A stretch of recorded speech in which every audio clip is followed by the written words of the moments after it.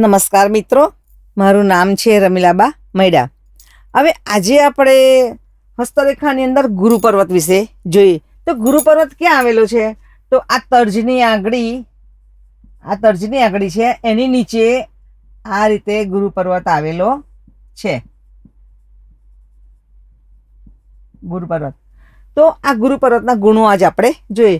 તો જો ગુરુ પર્વત માપસરનો ઉપસેલો હોય ને, તો એ વ્યક્તિ બહુ ધાર્મિક હોય, પ્રામાણિક હોય, ભગવાનની પૂજા બહુ સરસ રીતે કરતી હોય, ન્યાયપ્રિય હોય, લાગણીશીલ હોય. માપસર ઉપસેલો હોય તો આ વ્યક્તિ બહુ જ સારી હોય છે અને તેનું સમાજમાં પણ માન ખૂબ જ હોય છે.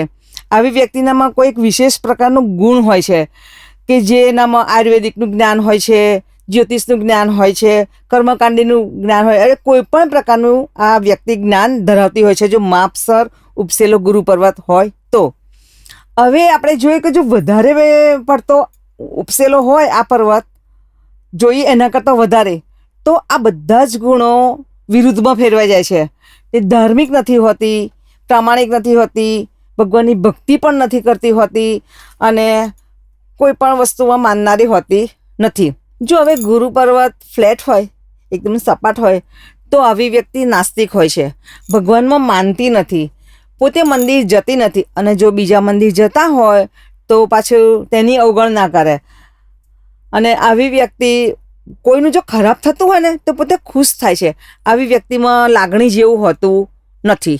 હવે જો ગુરુ પર્વત પર ચોકડીનું નિશાન હોય ને, તો એ લોકો બંને પતિ પત્ની બહુ જ સુખી હોય છે, બંને એકબીજાને સમજીને રહેતા હોય છે અને બહુ જ સુખ ભોગવતા હોય છે. હવે ગુરુ પર્વત પર સાથિયાનું નિશાન હોય, પછી ત્રિકોણનું નિશાન હોય, ચોરસનું નિશાન હોય, ધ્વજનું નિશાન હોય, આ બધા જ શુભ ચિહ્નો છે. આ બધામાંથી કોઈ પણ એકાદું ચિહ્ન હોય ને તો પણ ખૂબ જ સારું માનવામાં આવે છે.